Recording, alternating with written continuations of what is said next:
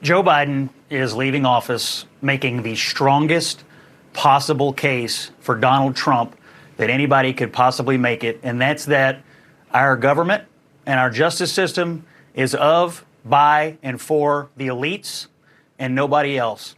He ran to banish Trumpism from our political system in this country, and he has left it politically and now institutionally the strongest possible political force in this country. It is a complete and utter failure by the head of the Democratic Party and the President of the United States. Never again do I want to hear, oh, Donald Trump's a liar. You can't believe anything he says.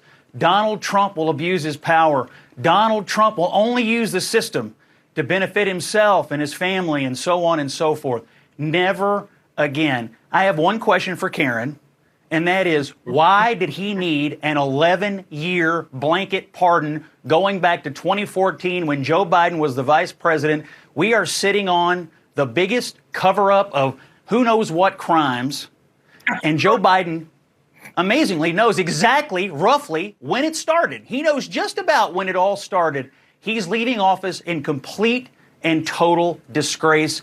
He is a liar, and there is no other way to spin this today. This has nothing to do with Trump and everything to do with the character of Joe Biden. I don't think that he was lying. I think he made a decision after the fact and decided this was the right thing for him and for his family. Period, full stop. John, Donald Trump decided that it was okay to pardon Joe Biden, Karine Jean-Pierre. How many minutes of tape do we have of both of these people telling the American people this will not happen? It's I mean, we could play it all morning. It's a lie, and it's a lie to benefit his own family, and that's all that it is. And everybody who went on TV and said, oh, look how he's the modern George Washington. He's drained every ounce of credibility from every surrogate. If Karine Jean-Pierre had an ounce of self-respect, she'd get off the plane in Africa today where they're going so he can avoid the press and resign. He's drained all of her credibility, and everybody else who's defended this, it's draining for them forever.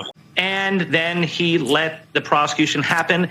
And if his name were not Hunter Biden, no, it's so rare, it almost never happens that someone is prosecuted for buying a gun while under the throes of addiction, unless that gun was used in a crime.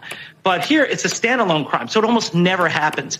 Likewise, in California, in the tax charges, it is rare when you're facing criminal charges, instead of just having to pay back the taxes you owe plus a fine, plus a penalty.